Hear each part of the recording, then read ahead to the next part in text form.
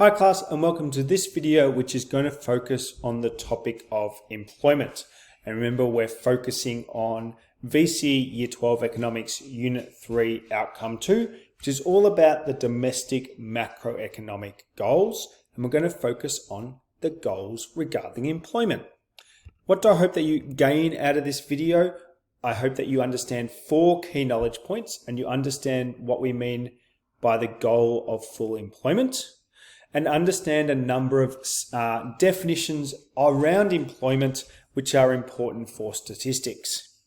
I hope that you understand how we measure employment, including measuring the labour force and participation rate, the unemployment rate, and the underutilisation rate, and understand then the types and causes of employment. And you might be surprised to know that there are many of them, including cyclical, structural, frictional, seasonal, and hardcore employment. And then we're going to look at the consequences of having high unemployment, which includes things like loss of GDP, lots of tax revenue, and reduction in living standards. Now, this is the final key knowledge points of Unit 3 Outcome 2, and there are videos on all the other key knowledge points. So firstly, what do we mean by employment? And specifically, what do we mean by this goal that governments and economies have of having full employment? We're going to try and understand that and understand what we mean by these certain classifications. So employment, why is it important? In every economy, the household sector provides the labour to businesses, governments, and non-profit organisations. Now, for those of us that have watched previous videos, we know that that is flow 1 of the circular flow model of income. Households, people provide the labour to entities, businesses. Hence, employment and labour is a key component of economic activity.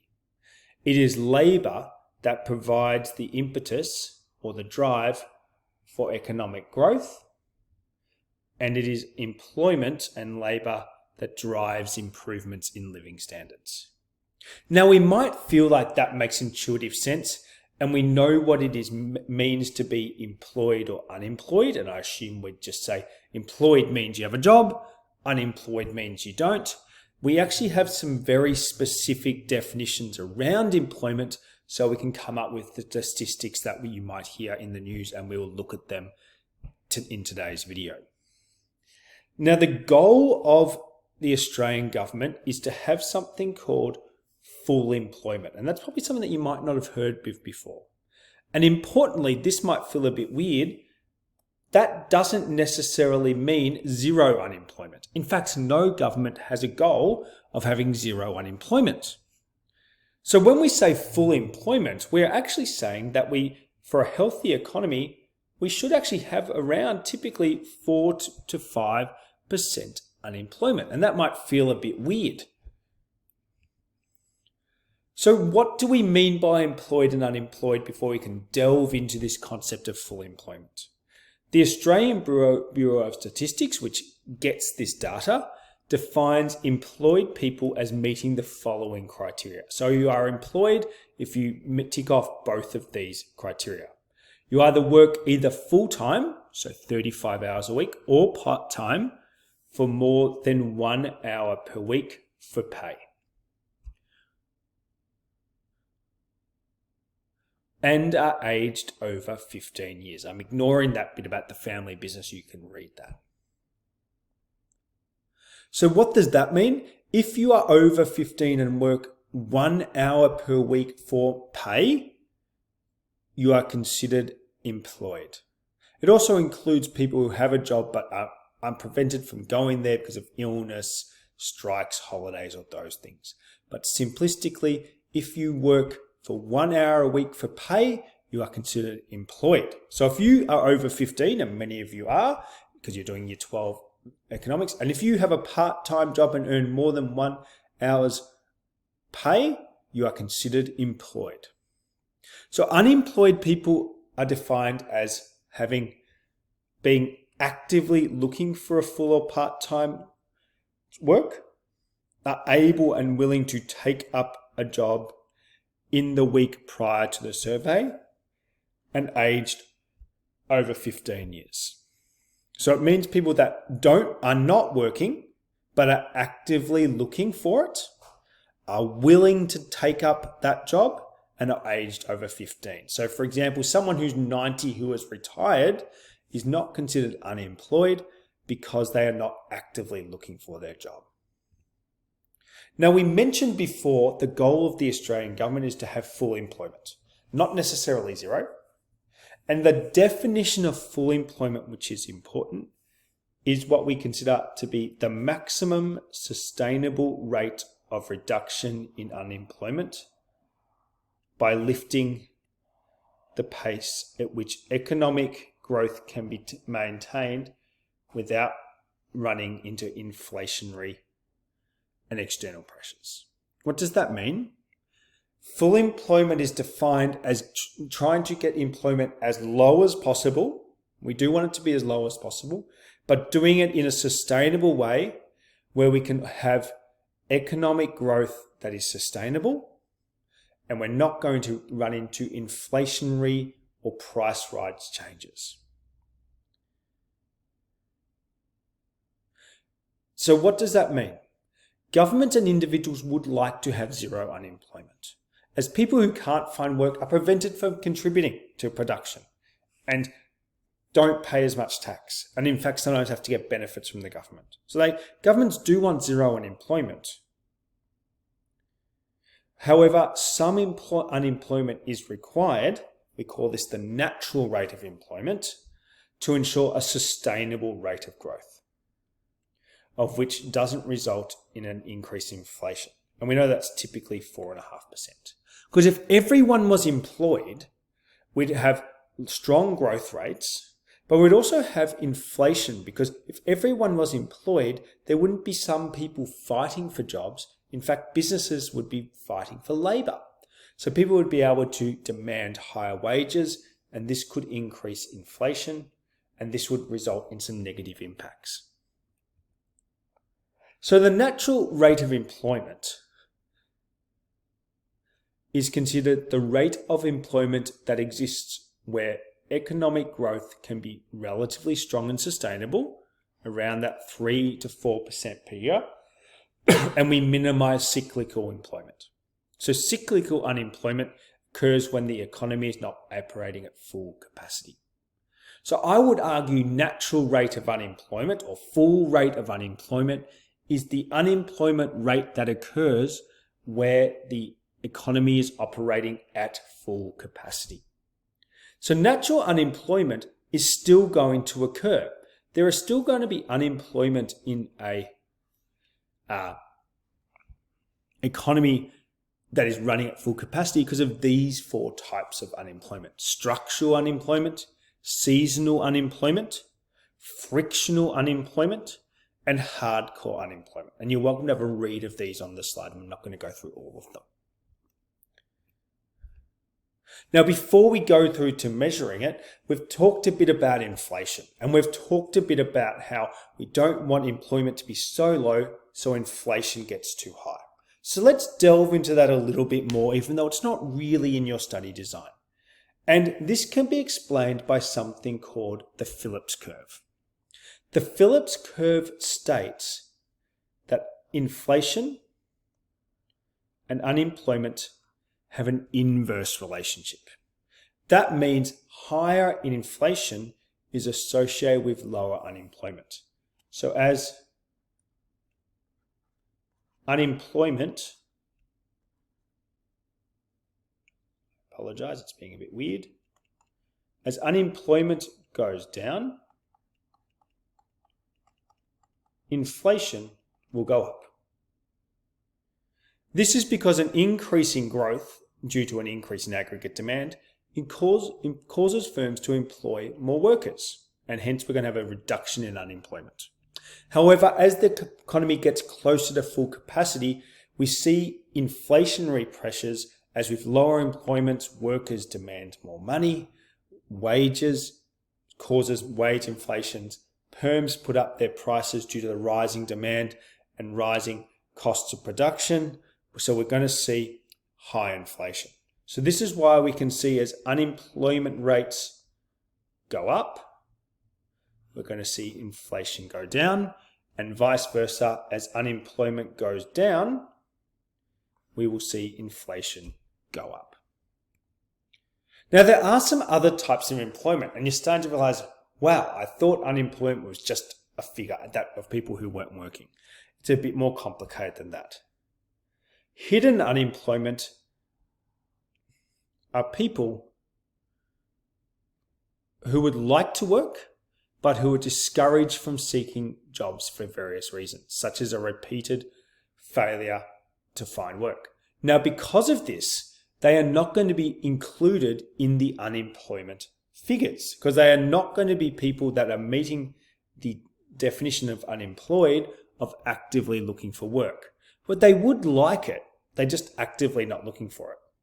These typically are considered people who are too old by employers and feel like they've given up or lack the necessary skills to look for work even though they would like to. And in September 2013, one of the last figures that I've been able to find, there were 90,700 of these people and 56% of them were over 55. So these are people who would like to work, feel like they could contribute to the economy and society, but have given up because they feel like it's impossible. And they're not included in our unemployment figures. Also, we really are starting to focus on something called underemployment or disguised employment. This is where an individual does have a job. So they are considered employed, but they are underemployed and not working enough hours to make them happy. Because you remember, someone will be considered employed if they only work 1 hour. But I think we would all recognize that someone working 1 hour isn't going to be working enough to sustain their life. So some key questions that you might want to pause the video to answer here, which we will not go through. What we're going to now think about is, how do we measure unemployment? How do we measure things like the unemployment rate, the participation rate, and things like that? And what are the current employment figures? The Australian Bureau of Statistics is the entity that collects unemployment and labour force statistics, and they do this on a monthly basis via something called the Labour Force Survey. In that survey, they survey approximately 0.32% of the population, so it's quite a big survey. And this data is extrapolated to work out their monthly labour statistics. Now, some definitions in their data. They work in their calculations. Working age population is people over 15. Labour force are those who are over 15 and willing and able to work. So these are employed and unemployed people. As we know, unemployed person is someone over 15 without employment or working 15 hours or less than 1 hour a week who would like to be employed. An employed person is someone who is over 15 and is working more than 1 hour a week. An underemployed is someone who would prefer to be working more hours. And a hidden unemployed is someone who is no longer looking for employment but would like to. So here are some figures from July 2020. So these are going to be my basis for my calculations. When someone is working out the... now, what is to remember from July 2020 before we go into a little bit more? COVID was definitely happening then. So these numbers are going to look a little bit skewed, and we'll look at the actual figures and trends in a second. But the unemployment rate is going to be defined as unemployed divided by employed plus unemployed, which equals the percentage of the labour force that are unemployed. And if we work this through, in July 2020, there was 7.4% unemployed because there were 996,000 unemployed persons, and employed persons plus unemployed, so 1 plus 2 here, equaled 13 million, and that meant 7.4% of all Australian civilians who were able and willing to work were unemployed. This was obviously inflated because of COVID. It wasn't as inflated as much because JobKeeper meant that many people still remain employed even though they weren't able to go to their work every day. Participation rates is defined as the percentage of the total working age population who are members of the labour force.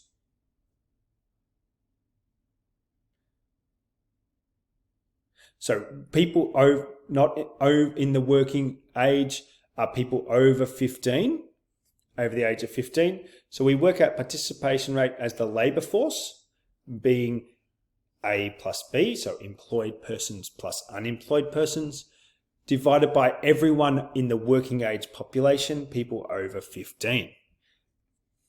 This meant that our participation rate was 64.6, and this meant that during July 2020, 64.6% of all Australian civilians who were capable of working, people over 15, actively were in the labour market, either looking for employed or looking for work but being unemployed. So naturally, governments will want this to be going up as much as possible. Underemployment or underutilisation is a different term.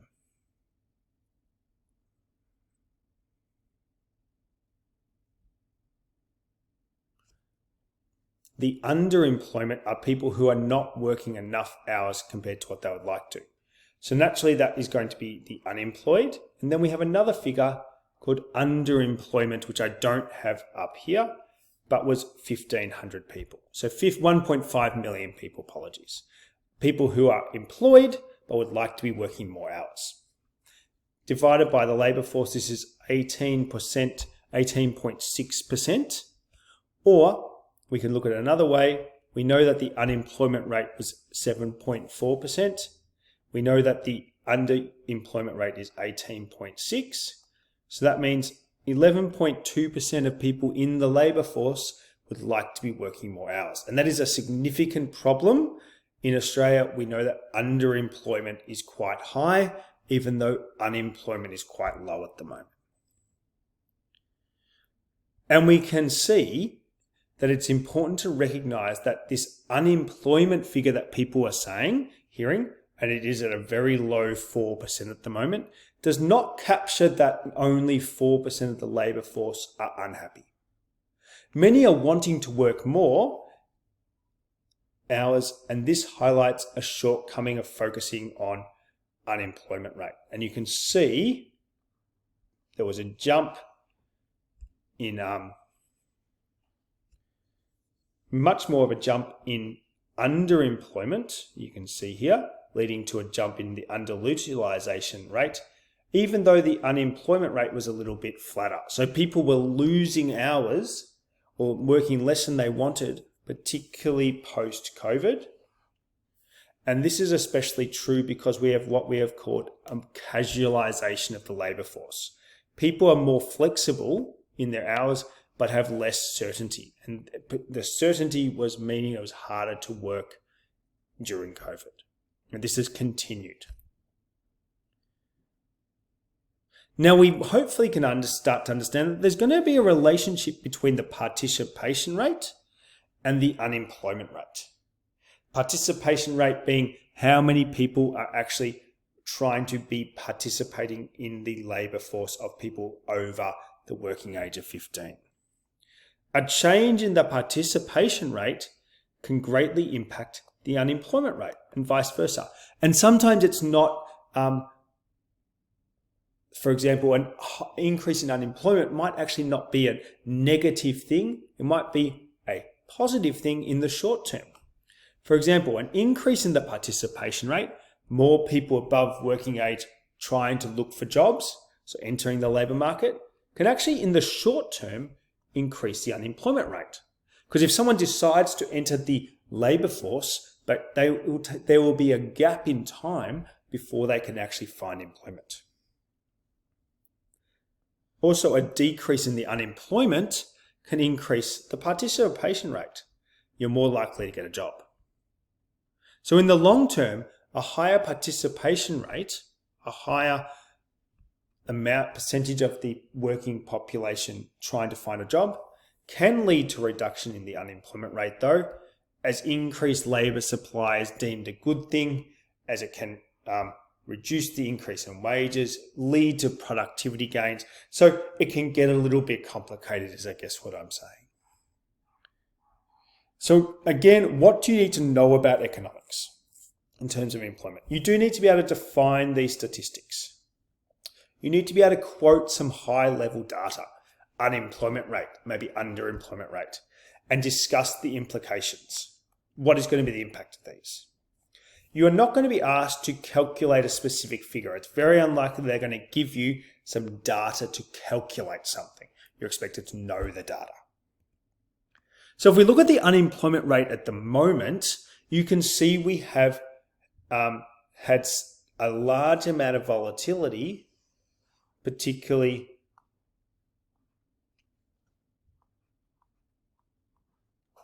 post-COVID. And I'm sorry, that's being a bit messy. So you can see during COVID, our unemployment rate peaked around 7.5%. Beg your pardon. Pleasingly, for many people, we are now at some very low levels, and actually our unemployment rate at the moment, as of March 2022, is 4.0%. And I'm going to write that again, and I apologize. I'm sorry about my pen. So our unemployment rate is 4%. Historically low. You can see we haven't been at 4% in the last 10 years.